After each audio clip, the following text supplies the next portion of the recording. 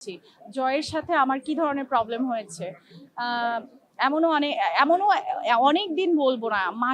১ মাস, ১.৫ মাস এরকম গিয়েছে যে জয় আর আমি আলাদা রুমে থেকেছি। কারণ সারাদিন সে শিল্পীদের দেখেছি যে শিল্পীদের আ মানে শিল্পীদের কাছে উপহার দিয়ে যাচ্ছে। করোনাকালীন তাদের খাবার বিতরণ করছে। হাজার, হাজার শিল্পীদের সাথে যারা ছিল তাদের সাথে সে হাত মিলাচ্ছে, বুক মিলাচ্ছে।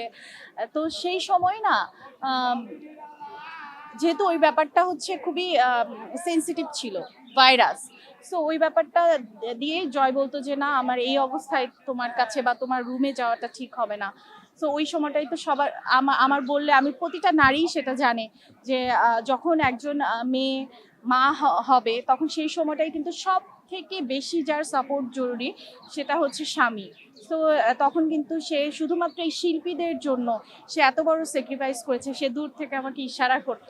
আমি বলতে গিয়ে আমার হচ্ছে যতবার বলতে যাই ততবার আমি এই ব্যাপারটা ইমোশনাল হয়ে যাই যে সে দূর থেকে আমাকে বলছে যে নীর সরি, আমারে মাফ করে দাও, আমাকে মাফ করো, আমি তো থাকতে পারতেছি না, বাট আমি ডক্টরের সাথে কথা বলছি, তোমাকে এই সময় নিয়ে যাওয়া হবে, এই সময় নিয়ে আসা হবে, তুমি একদমই টেনশন করো না, আমি ব্লাডের ব্যবস্থা করে রেখেছি। মানে সে সব সার্বিক সবকিছুই দেখছে, বাট সে আমার ধারের কাছে বা আমাকে ধরে নিয়ে যেতে পারছে না।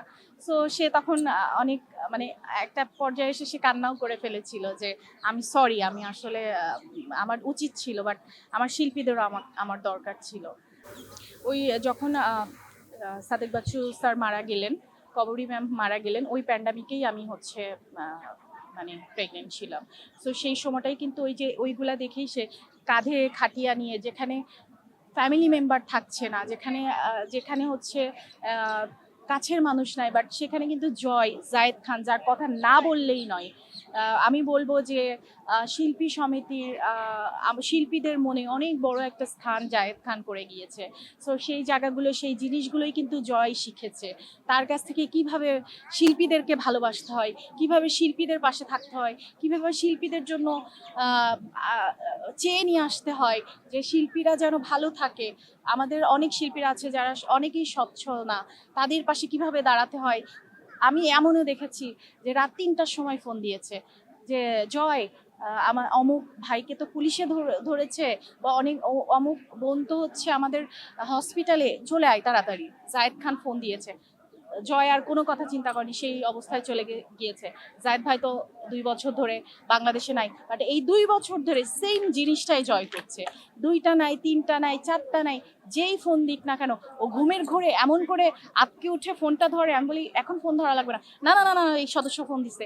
সে ফোন ধরে, হ্যাঁ, হ্যাঁ, ঠিক আছে ভাই, আমি ওটা সলভ করতেছি। কোথায় কি অ্যাক্সিডেন্ট করছে, কোথায় কার হচ্ছে প্রবলেম হয়েছে, সে সাথে, সাথে সেই জিনিসটা সলভ করার চেষ্টা করেছে। সো এটা আমি দেখে এসেছি, এটা অভ্যস্ত। এটা দেখে আটকে ওঠার কিছু নাই যে এরকম হইতে পারে নাকি কেউ শিল্পীদের, এটা দেখে আমার এটা নতুন কিছু না আমার কাছে। হ্যাঁ, ওইটা হচ্ছে, হ্যাঁ, ওইটা হচ্ছে কি, এটা আমিও জানি। সেটা হচ্ছে ভাইয়াকে তখন তো হচ্ছে করোনার যে পেশেন্ট গুলো মারা যেতেন তাদেরকে হচ্ছে কবরস্থানেও মাটি দিতে দিত না। তো সেক্ষেত্রে আমি দেখেছি এক পর্যায়ে এরকম অবস্থা যে মারামারি লেগে যাবে এরকম অবস্থা।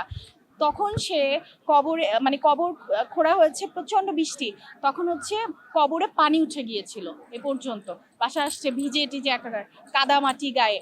তো কবরে পানি উঠে গিয়েছে, ওই পানির মধ্যে নেমে সেই লাশ, আমাদের সাদেক বাচ্চু ভাইয়ের লাশ সে দাফন করেছে, আমাদের হচ্ছে কবরী ম্যামের লাশ সে দাফন করেছে।